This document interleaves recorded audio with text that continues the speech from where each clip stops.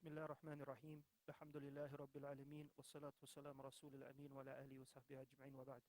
Inshallah, tonight we will talk about the Talbiyyah. The Talbiyyah is to say Labbaik Allahumma Labbaik, Labbaik la sharika laka Labbaik, Inna alhamda wa ni'mata laka wal mulk la sharika lak.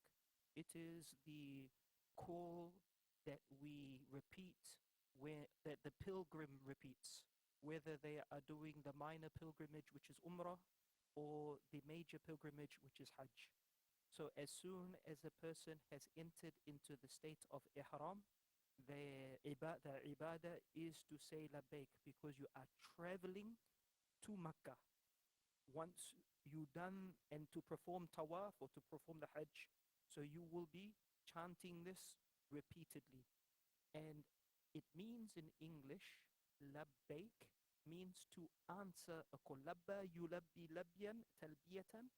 This is the verb to answer an invitation. So when you say labbaik, you are saying, I am answering the invitation.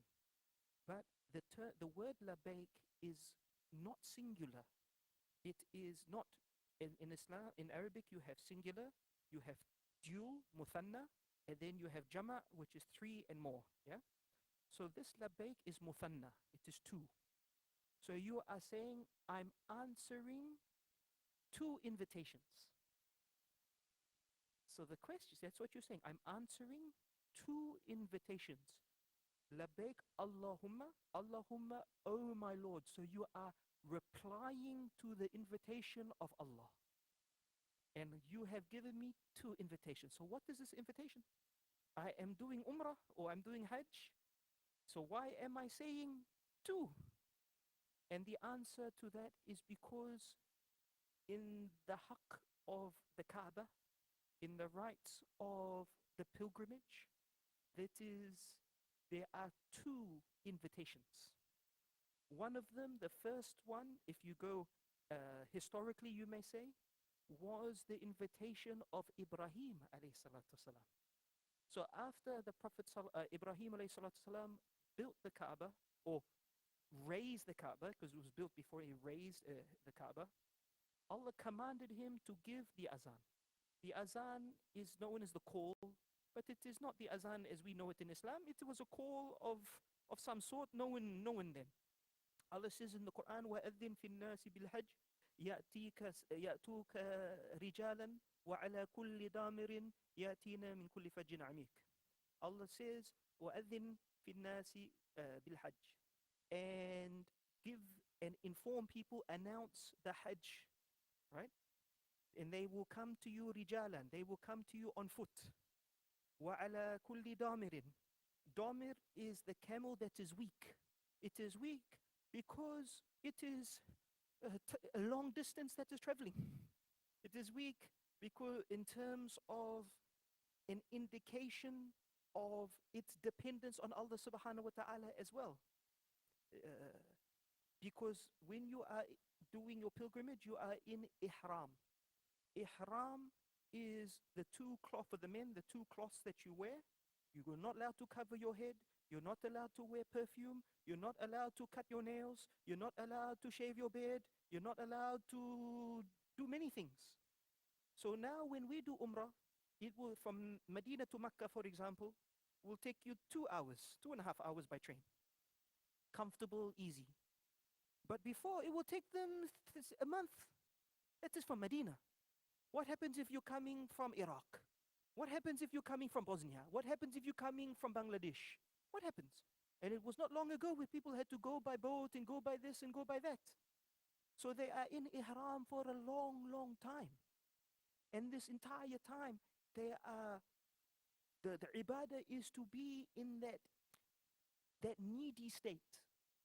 That needy state. Because we need Allah. Right? And then the second invitation is the invitation of the Quran itself, or both of these in the Quran, where Allah subhanahu wa ta'ala says, وَلِلَّهِ عَلَى النَّاسِ حِجِّ الْبَيْتِ لِمَنِ اسْتَطَاعَ وَلِلَّهِ عَلَى النَّاسِ حِجِّ الْبَيْتِ or Hajj al-Bayt, qira'atan, that Allah has ordained that you should perform Hajj. He has ordained, meaning it's a command, it's a rukun that you have to perform Hajj. So two invitations. You say, I'm Oh my Lord, I'm answering your invitation. I am coming. I am coming. I'm answering. I'm coming. All right. Now it continues. Labaik, Allahumma labaik. Labaik, la sharika laka labaik. Labaik, I'm answering your call. La sharika laka. Sharik, shirk, no partner. My Lord, there is no partner to you, for you. Now this is the pure oneness of Allah.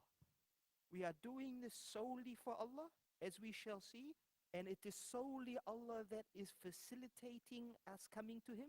It is solely by Allah that empowers us. It is solely by Allah that He will accept it from us. It is solely by Allah who has this authority to command us. It is solely of Allah who we obey, right?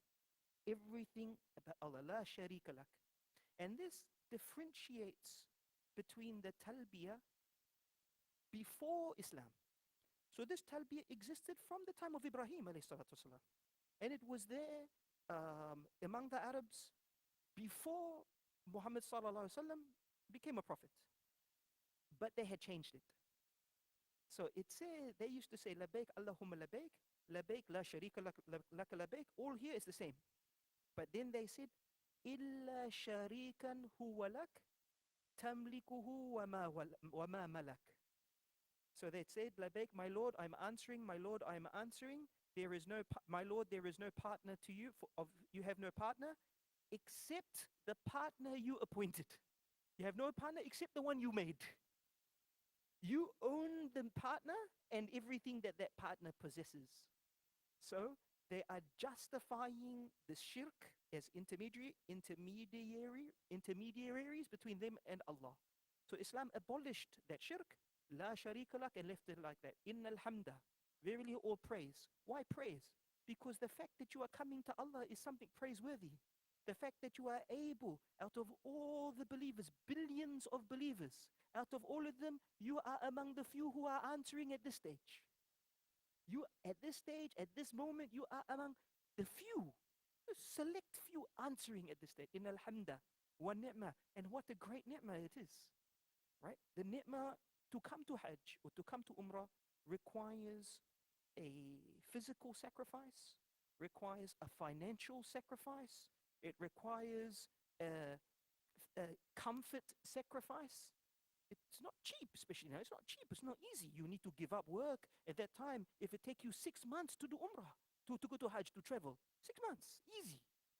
6 months you're not working. 6 months you're not providing. So not only you had to save up, you are not able to earn at this point. So it is a great sacrifice for Allah, and we see it as a ni'mah. Inna alhamda wa ni'mat. Inna alhamda wa ni'mat laka wal mulk. Laka belongs to you, wal mulk, and the authority and kingship. Only by your authority do we do this. Nobody else commands us except you. And now, this labaik, Allahumma labaik, you hear it repeated. So why are we answering always in the two? And why are we answering multiple times? That is because one of those answers is for coming to the house, to the Kaaba now, and the other is every other command of Allah. Allah has commanded invitation. Allah has invited us many things. He invited us to pray, the salat. He invited us to do siyam. He invited us to eat halal. He invited us to refrain from haram. He invited us not to take riba. He invited, it's so on and so forth. There's so many invitations. So when we say labaik, we are reinforcing that we are answering your call here and your call elsewhere. Allah subhanahu wa ta'ala says, يا أيها الذين آمنوا استجيبوا لله وللرسول إذا دعاكم لما يحييكم. O those who believe, answer the call of Allah and His Rasul to that which brings you life. So answer the call. وَاعْلَمُوا أَنَّ اللَّهَ يَهُولُ بَيْنَ الْمَرْءِ وَقَلْبِهِ. And know that Allah is between a person and their heart. وَأَنَّهُ إِلَيْهِ تُحْشَرُونَ. And to Him will we be resurrected. So our ability to do good, our ability to answer Allah's call, Allah isn't there. Allah is the one who will facilitate it. Allah will grant us the love for it. Or if we dislike, if we turn away, Allah will make it that it's more difficult. Either way. So now when you repeat something, everything we say, as you know, is a dua. We're doing dhikr, we are saying Allah, we're also asking Allah. And when that happens, when something is a dua, you are asking Allah in effect to allow you to be able to answer his call now and every other time in life. This is, and one of the greatest travesties that we should be aware of is that we answer Allah's call in his holy land and in front of his house, the Kaaba, the house of houses. We are saying labbaik Allahumma labbaik. We're saying you have the authority, we answer you, you do Allah tawheed and shukr and the servitude and dependence on you and gratitude to you. And then when you go home, you forget Allah and you stop answering his call. You see, when you were there, you gave dua, and many people's dua is answered. When you were there, you felt close to Allah and you thanked him, and you felt the iman in a way you have never felt before, and you were grateful for it, and you loved it, and you cherished it, and you wanted more. And then when you return, you forget Allah's ni'mah. You forget the closeness and peace that results from that closeness. To ignore the call of Allah and answer the call of dunya and shaitan. So this is very, very dangerous. And it is something that we should be aware that when we say labbaik, we are trying to commit. Of course, we are human beings, we make mistakes, but that labbaik is not only a response to the call, but it is a dua and a motivation for us to be able to continue answering Allah's call outside of when we perform the pilgrimage. So this is a bit of the breakdown of the Talbiyyah, and we ask that Allah subhanahu wa, and when we are going to do it, the Umrah soon, to have this in mind, inshallah, to grant greater depth and awareness to what we are saying. So they are not just sounds, but words with meaning and attachment and conviction and promise and hope and acceptance, inshallah. Ameen. Subhanakallah wa bihamdika ashhadu an la ilaha illa anta astaghfiruka wa atubu ilayk.